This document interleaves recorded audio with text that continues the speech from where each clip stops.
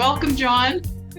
Thank you so much. I'm here in my car. The power went out in my neighborhood, and so I have hooked my cell phone, which was low in power, into my car battery. It's a Tesla, so I figured my Tesla battery will run my phone. Well, it's using a Wi-Fi signal to my little iPad, which has plenty of juice in it. So I'm getting to you, and so I'm in the backseat of my car. I love this creativity, John. And, if I could be there with you in the Tesla, we could drive around and do the James Corden style interview, but really appreciate your ingenuity and creativity in making it happen. Thanks so much for that. You're welcome. You're welcome. I'm on a limited bandwidth. Okay. And ironically, that's one of the most important things we have to learn in relationships is when we can't hear our partners, we need to take a time out. And ironically, another thing women can know is that if you're having a little bit of a heated discussion with a man, not an argument, but a heated discussion, it's really helpful not to look him in the eyes. That would be like turn off the video. You expand the bandwidth then in terms of it being auditory. When men are more visual. And women, when you express yourself, if it's a heated conversation, always a heated conversation means I don't trust you, hear me. And when men feel like you don't trust us, it creates a more of a defensive reaction to be right. And so just to minimize that, these are all just little things. When you have potential heated discussions, it's good to sit next to each other and look not directly into each other's eyes. When you're having a passionate conversation of love, that look right into the eyes. The eyes are the mirror to the soul, but men are way more visual than women. And so we pick up your mood, the tone of your voice, and so forth. So that, you can see this in movies where if you see two men sort of aggressively fighting each other, other men will pull them off and point them in another direction. It's literally like, don't waste your time. Look over there.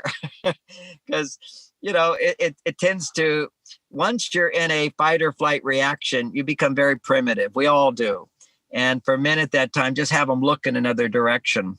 I noticed myself trying to eat a good diet during this COVID time because we don't have all the right normal stimulation to keep our stress levels down. We're a little bit deprived. If I am watching TV and I see someone eating something, I want to go eat. It's like I have to stay away from looking at TV because it makes me want to go overeat. And I know it's very, very important that we don't overeat, particularly when we're stressed, because one of the ways we avoid looking within ourselves and finding ways to love ourselves and in a healthy way process stress. We can talk about how to do that.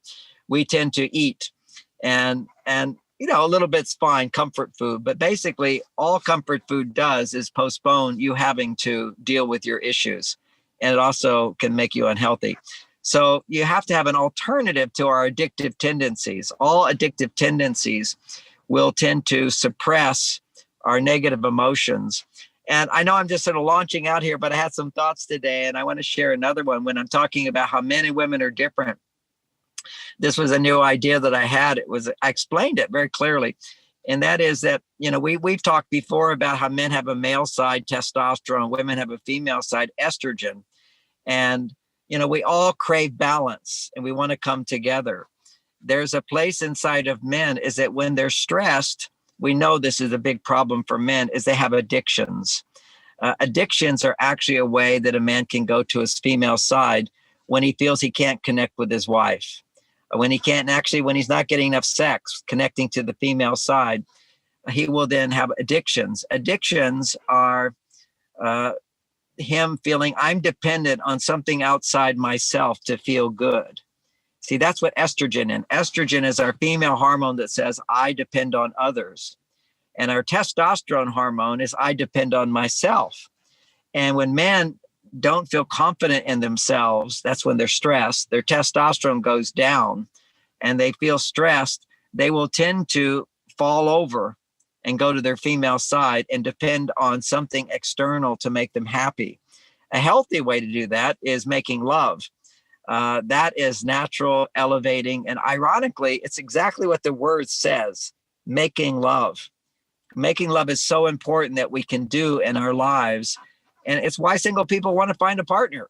And the single people that don't want to find a partner to make love is a big part of that is they've experienced falling off the horse, like a child falls off the horse, and they didn't hop back on.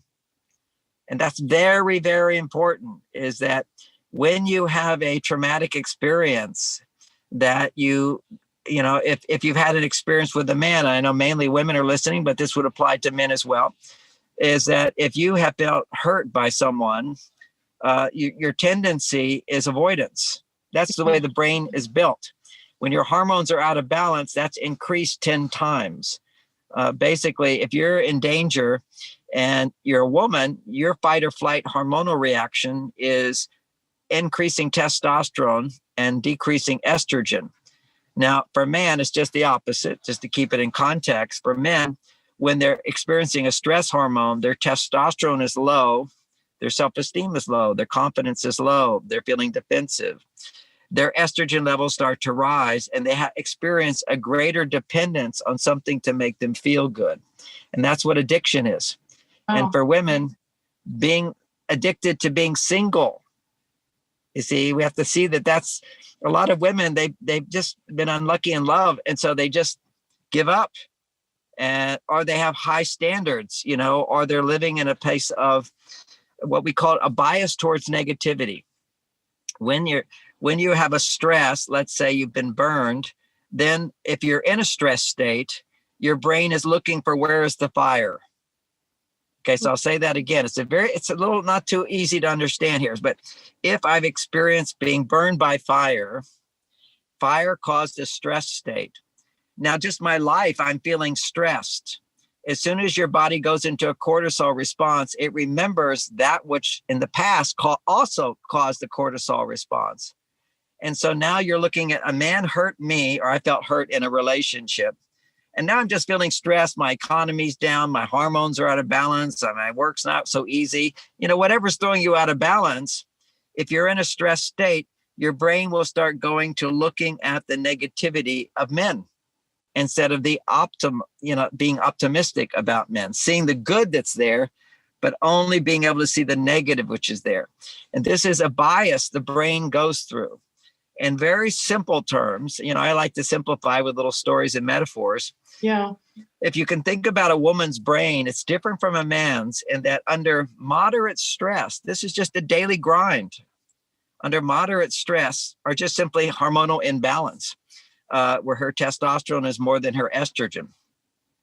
When that happens, women are different than men, whereas men will tend to detach.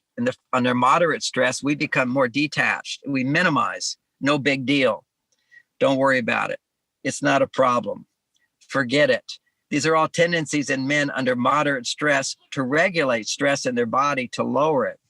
But for women, there's an increase, a 7 to 8 times increase of blood flow to the emotional part of the brain.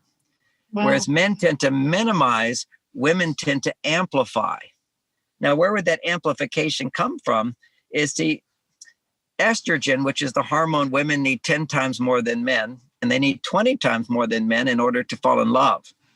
The estrogen level is the part of us that says, whenever you feel I need your help, I depend on others, estrogen goes up.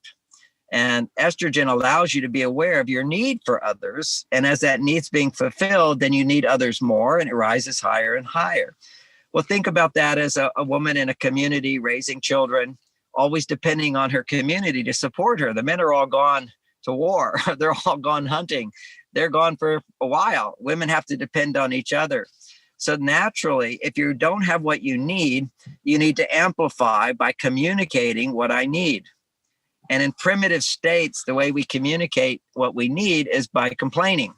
So the brain goes into a complaining mode of looking at what's wrong.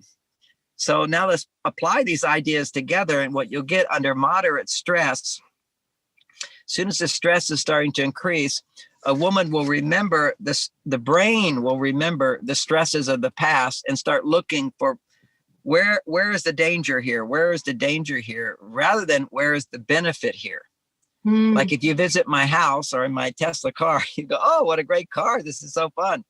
But then you want to read the reviews on what's not great about this car. You want to buy a house. Actually, when my daughter bought a house, we had to hire someone to come in and see all the problems of the house. Otherwise, we wouldn't buy it. You know, what was the plumbing like? What was the electricity like? What was the mold levels in the house?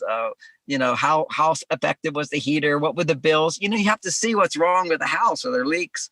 That's if you want to buy the house. So women have to know is if you're out there looking in 2021, finding the one for you. Okay, so don't look for your perfect person yet. What you need to do is reflect on past relationships where you didn't get what you wanted. That causes you to not trust men, to be in a place of looking at the negative. And one of the issues you can do, two things you can do to overcome that place of negative thinking, a bias towards looking at what's wrong with somebody rather than what's right with someone. That bias can go away when you're dating somebody that's lower than your standards. You're settling, but you're not looking for the right person. It's like you're just visiting. Your focus is you're not buying the house, you're enjoying the house. So it's a process of creating a series of positive dating experiences where you're not looking for the perfect person. And what are you doing? You're letting a man give to you. So you're practicing not giving.